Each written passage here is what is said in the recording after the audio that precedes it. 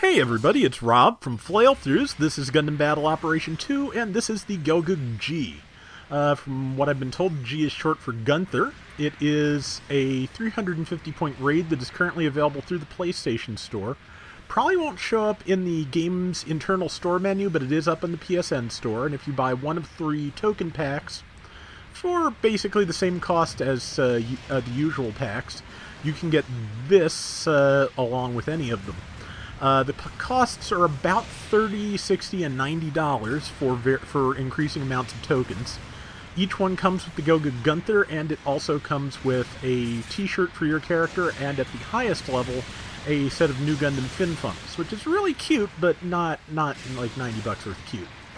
But the Gogg Gunther is interesting. It is, like I said, it's a 350 raid, and it is one of the lower costs raids that can do everything. I think the Zuda is below it and basically qualifies, but it plays pretty much like a general. It has an instant stun beam rifle. It has a Sturmfaust, and it has a Goof Heat Sword, which it looks like a new melee pattern, but I'm pretty sure it's actually just the standard Gelgoog melee pattern applied to a weapon it's never been used for before, because I'm almost certain that's standard Gelgoog procedure. But same thing happened when the Gelgoog Marine came out. It uses the standard Gelgoog pattern too, just with a Beam Saber instead of a Beam Naginata. But yeah, as you can see, fairly powerful. I've got a good team backing me up right now, so we're working fairly well together. And I caught that person in a tackle. That was an easy 8 weapons rack, so yeah, good damage to be had there. But it's one of those things, and it does have a dodge roll, along with, of course, the standard raid skills of Maneuver Armor and Assault Booster. And that's another kill. Yeah, so it is not bad under the right circumstances. It took me a while to get the right circumstances, in all honesty, because I was on a lot of teams where somebody wanted to play a second raid, and it worked okay, but just we weren't able to coordinate as well as a more standard team of, 3 generals, 1 support, 1 raid were able to do. 2 raids can be hard to run on a 5-person team, in my opinion. It can work, but it works better, I think, when you are able to communicate with the people you're playing with, which I, of course, am not able to do. Okay, somebody took out the High Gogg, so yeah, now time to use this dune as cover and wait for my rifle to cool down. And I like the rifle design. I think it's kind of basically a sawed-off Gelgoog beam rifle, but what it looks like is a Klingon disruptor. And trying to just dive in after that easy 8 before I die, was not able to do that. Pretty sure, yeah, that Pale Rider Cavalry is going to take me out. I think somebody sent sorry, but even if they didn't mean it for me, yeah, don't sweat it. Stuff just happens. But, yeah, I think that's only my first death so far, and that is pretty good for using this. It is, like a lot of raids, a little bit on the fragile side at times. I get my legs taken out more often than not. Even built for defense as this is, it can drop pretty quick, but I do like it. I mean, it's a Gelgoog. I kind of collect those at this point, but it's just, it's not bad to use. It's a pretty good all-rounder raid with a, as usual, closing to melee is probably where your best damage is going to come from, but you can fight at range when the situation calls for it, and right now I'm just looking for a good opportunity to close. That was not it, because I hit the Pale Rider Cavalry and stunned it as it walked into my line of fire, and then it got killed, so I feel a little bad about that in hindsight. See, there is my opposite Gelgoog G, which I hope I'm consistently calling it the Gelgoog G. I keep accidentally calling it the Desert Gelgoog. It is not. Desert Gelgoog is a different thing. But yeah, just brain sometimes is brain.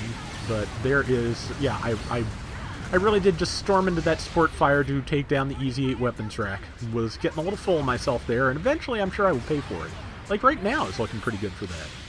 Managed to get out of the easy 8's downswing though, which is still, still can be pretty scary. I did not have anything, and yeah, as you can see, pretty scary. But I didn't really have anything I could do once I was out of boost to follow up on that attack that did not do as much as I needed it to. So with other people on the trail of the Easy 8 and me nearly dead, I'm going to go over here and get this waypoint, because it is probably the most productive thing I can do at the moment. And I'm not in repair range, but I wanted to wait and make sure I captured the base, because I hate when I get back in my mobile suit, or I walk away from the base before the capture is done, because it just wastes time. But I'm just going to repair to the end of this repair tool, which would give me about 4 bars of legs, which is enough for, decent maneuvering. And there's my dodge roll. The other Gelgoog Gunther was after me, and I'm about to kill it. And I was luckily number 1 did their tackle just as I did my downswing, so I did not knock them down. So, and now I'm going to take a lot of damage, but I did at least get a kill on my way out. Send a Sturmfaust towards the Easy 8 weapons rack, but I'm kind of trying to find it in the cloud and not really having a lot of luck. There it is, and now I know what to do. So, because once I can find it, and once I can get my hands on it, it will die. 1, 2. Yep, and okay, well, the Gotcha got the kill, so apologies there. I think the Gotcha is still alive, so yeah, it's time to retreat, because, well, there's somebody up near this point, and we can all gang up on them, and really good shot from the Pale Rider Cavalry up on the hill, so can't even be mad at that. That was just some good marksmanship. So I am dead for, I think, the second time, and it is time to spawn back in and see where I can do some good. All the people at the point are a little bit weak. The Gotcha's nearly dead. I think my opposite number just got a hold of our Gym Sniper Shimoda, and I'm trying to decide whether to follow number 1 to the base or make a stand here. And I decided here, because decent cover here, got allies. I can hopefully, make a useful contribution and keep that Shimoda alive a little longer. Maybe not, though, because it's up on the hill taking some gunfire. Yeah, it's down, so now it's 2 on 3. Not ideal. But, let's see, that is a standard Easy 8, which I am going to retreat from, and from the High Gogg if I can. I can't. But yeah, as you can see, they just wrecked me. I'm probably going to... Nope, I actually had the energy or the iframes to get up, so... High Gogg is isolated and betwixt a bunch of allies, so that is a good opportunity for me to get a shot in. And now I'm kind of trying to use it and the Dune body block, because I am nearly dead.